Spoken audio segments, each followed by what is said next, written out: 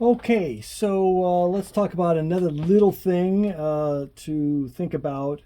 Now, the seal on the end of the shaft here is leather. I think I have one here. And I already did a video on how I actually enlarge the hole here and make sure it's in the center.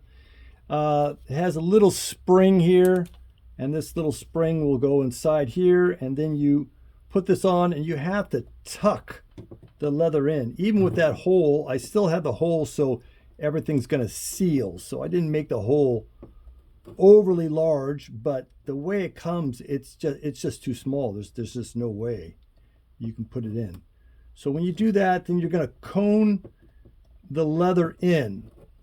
Now, here's one thing. These are the caps, the factory caps, and unfortunately, these are brass, and not all of them made it as far as getting them out clean. Some of them I was able to straighten them up, but others they just ripped up. Now, the new ones you get are not brass.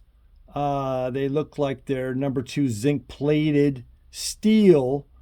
And let's see if I can just get it closer here. Right there, there's a little a lip on here. That lip needs to be filed off. So you need to kind of go around the perimeter and file that off, because it's going to hang up when you try and press it in here, and that's going to cause all sorts of issues. You'll destroy this new one unless you put the effort into this. Unfortunately, it would have been nice if they cleaned the edges up. These have a little bit of wavy distortion, but that's still, it's okay. But you gotta take that burr off, otherwise it won't work. So now we're gonna go ahead. I'm going to then put this in, but you don't like tap it in. For me, I press it in. So let's go ahead and go out to the press. Okay, at the press, and has everyone bought their lathe yet? Okay, well, try and get to it as soon as you can. All right, so this is going to be my bottom. Because the shaft sticks out, I need to be able to brace it without affecting the bottom of the, I don't want to say bottom, but anyway, the outside of this shaft here.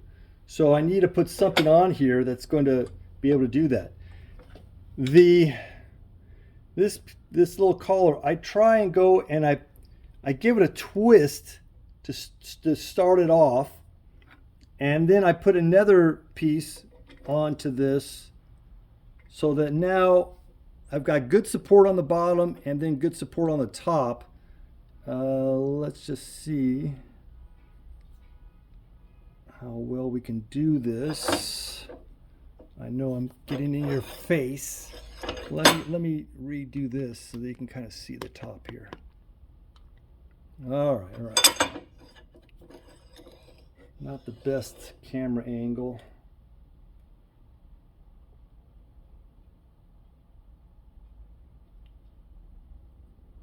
And for me, it's just easy does it.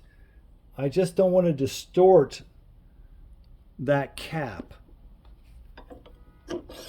And all right, so now we have it in. You can see the leather seal. It makes a very nice seal around there. So now we're good. This side, I had to put a new one in. That's just the brakes. Sometimes the brass doesn't work. If you can reuse the brass, that's what I do. I'd rather keep as many original parts as possible, and I'd rather have brass on aluminum than the zinc plated steel. Okay, well, if you like this, it's another little, quickie little thing on Weber carburetors. Please like and subscribe.